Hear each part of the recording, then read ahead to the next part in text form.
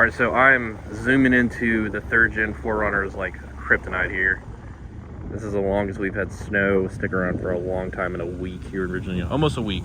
So we're here to talk about this third gen 4Runner, and it's kryptonite. And it is wintertime, as you can see all around me. Snow is fading here and there, but it's still cold. It's like 25 degrees out right now.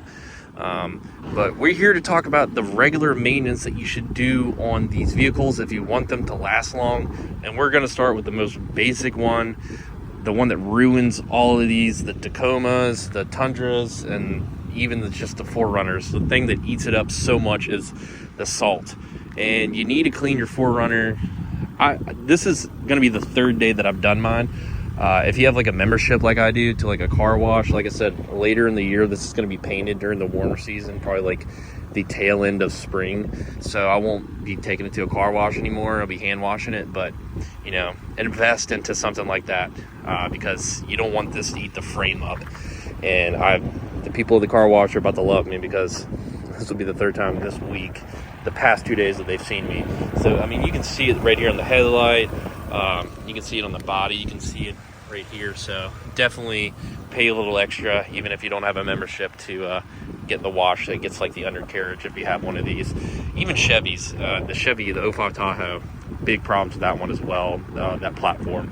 Not so much the one that I have, but I want to protect this one at all costs. So a few things that you can also do that I highly recommend, obviously, is here. I've talked about it before, how I've replaced the radiator with an aluminum one here. Just letting the vehicle run as well. Cleaned up the battery terminals as well, so when you pop that off, it looks very, very clean under there.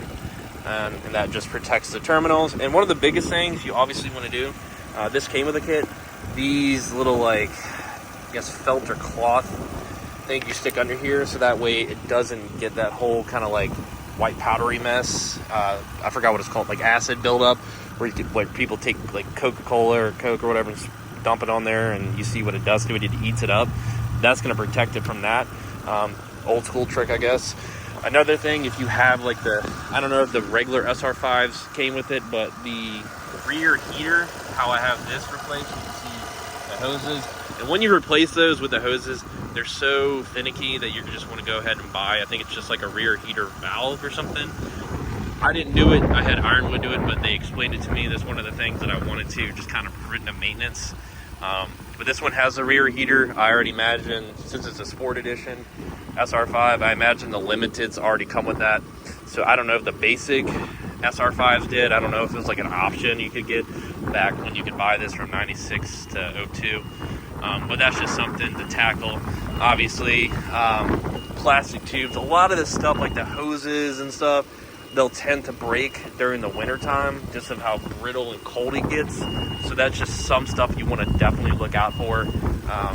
Biggest thing, like I said, is just making sure that you clean the rust off these things. And this, like I talked about in the previous video before, these Toyotas were built to last. People tend to neglect them, no matter kind of what Toyota model you have, like from the cars to the SUVs or trucks. I wouldn't recommend doing that, you know, going past like $3,000 or $4,000 for your oil change and stuff like that. But do not neglect that. I don't care how reliable the vehicle or it's touted to be. But that's just something I wouldn't do. So you have a newer Toyota over there.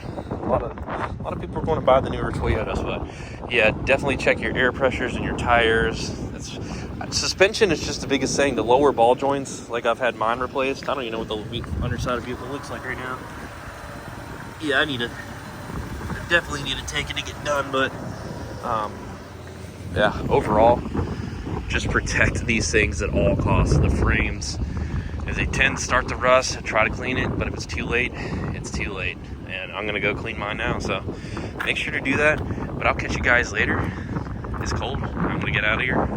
You guys have a good one. Protect these things at all costs.